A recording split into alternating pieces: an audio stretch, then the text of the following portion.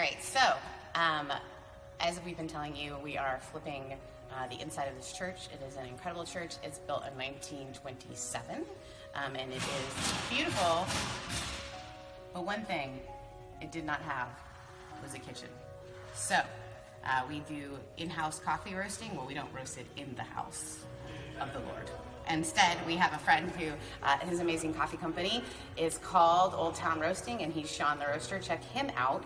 He's incredible. But we wanted to show you what we decided to do for a coffee bar and where we decided to put it. Yeah, keep working. That sounded like I'm an awful boss. I'm not. I'm nice, I promise.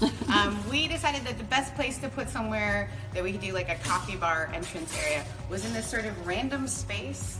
I'm not really sure what they did with it in the 1920s. I guess they gathered. They didn't have petticoats, so I don't know why they needed this much entrance space. But this is our new coffee bar, and it's going to be incredible. And Jesse and Eddie, they're professionals because sometimes know your limits. So here is the beginning. It looks like it's going to be white, but it's not. It's going to be black with a wood top. That's Eddie. This is Jesse. They're amazing, and they're from IKEA, and we had so much fun designing our kitchen there. So you'll get to see what it's going to look like soon. When I started working in this community, they had torn down all buildings outside of the sanctuary, including the building that held their kitchen.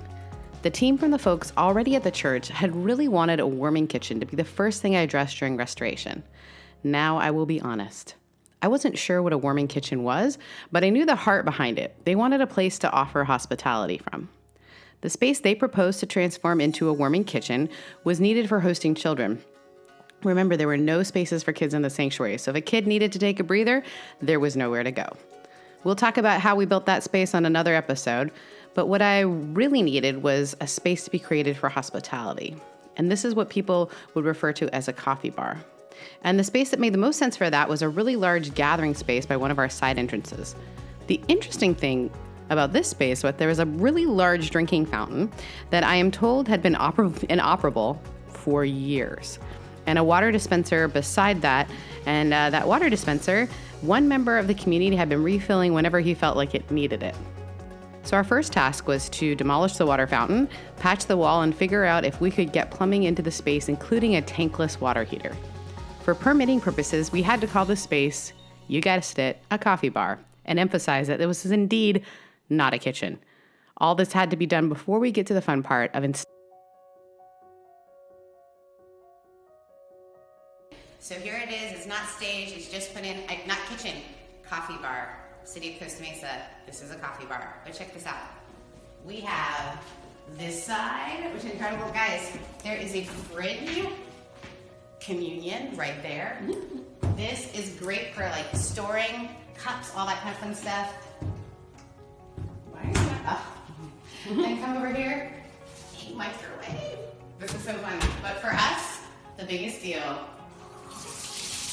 is hot water. Can't wait to show you what this is going to look like finished. Guys, so one of the old members who is incredible let me know the reason why this room was so big is that the choir would gather in here and all of the bridal party for a wedding. Well, guess what? Because we put things right against the wall, there's still room.